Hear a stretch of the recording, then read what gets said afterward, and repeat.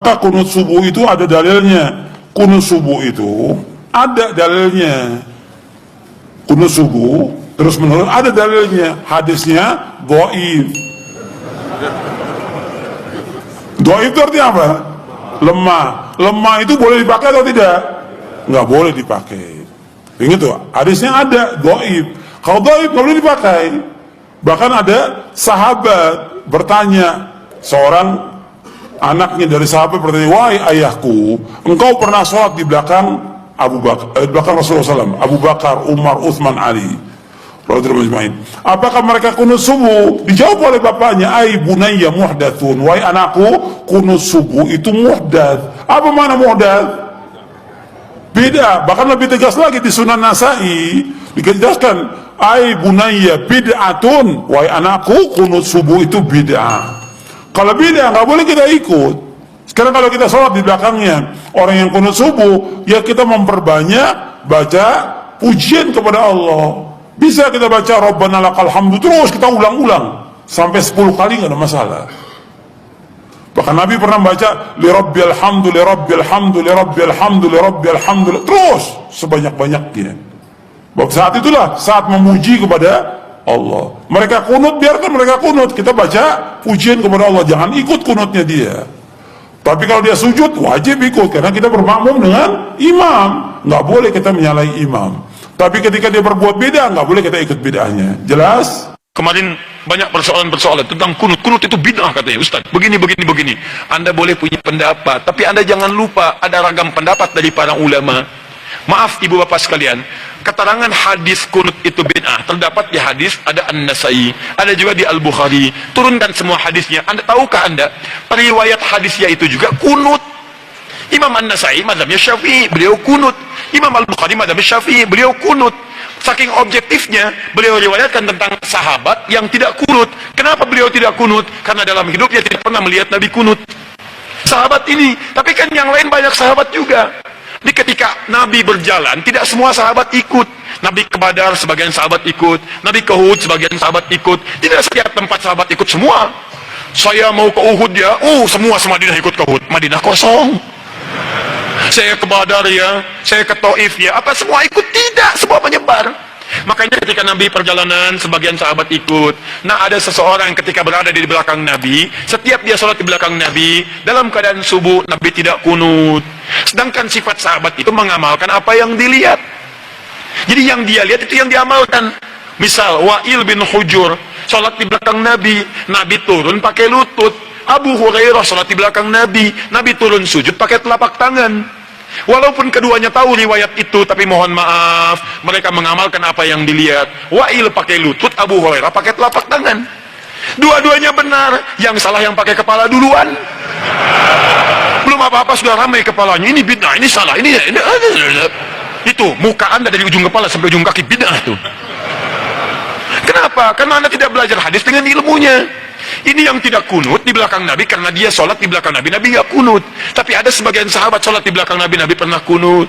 Ada Abdullah bin Umar, Nabi mengajarkan kunut pada Al-Hasan cucunya.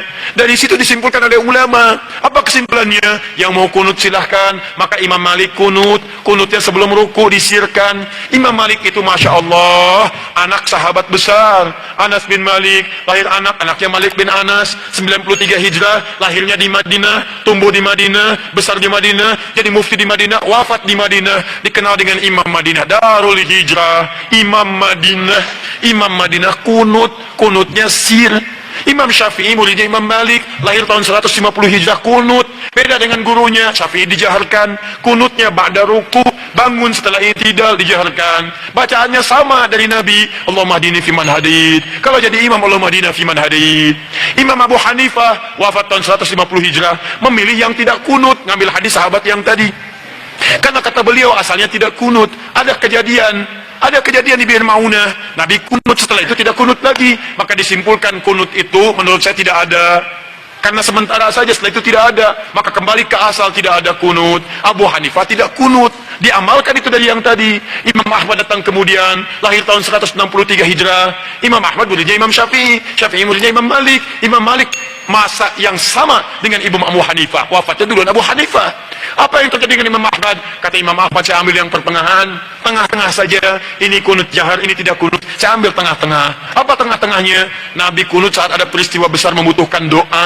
Sebelumnya tidak kunut. Saat ada peristiwa itu beliau kunut. Setelah itu tidak kunut lagi. Menurut pemahaman Imam Ahmad bin Hanbal. Maka saya simpulkan kunut itu saat ada peristiwa besar saja yang butuh doa. Peristiwa besar butuh doa namanya nazilah. Maka dikenal dengan kunut nazilah. Tapi hebatnya Imam Ahmad dengan Imam Syafi'i tidak ada masalah. Salat di belakang Imam Syafi'i beliau kunut. Imam Syafi'i salat di belakang Imam Ahmad beliau tidak kunut. Imam Syafi'i datang ke tempat Imam Abu Hanifah. Imam Abu Hanifah sudah wafat. Ketika beliau memberikan ilmu di tempatnya, kemudian diminta jadi imam saat subuh, beliau tidak kunut. Selesai itu kata muridnya, "Ya Imam, kenapa Anda tidak kunut?" Kata Imam Syafi'i, "Saya menghormati pendapat di tempat Imam Abu Hanifah yang tidak kunut." Luar biasa. Imam besar, ahli fikih, imam madhab, ahli hadis, paham hadisnya, tidak ada masalah. Antum bukan imam besar, jadi makmum kadang-kadang, Quran belum hafal, hadis belum tahu, Masya Allah, gara-gara masalah kunut, pada tidak ke masjid. Yang kunut benar, yang tidak kunut benar, yang salah yang tidak sholat subuh. Tuh, ini masalahnya.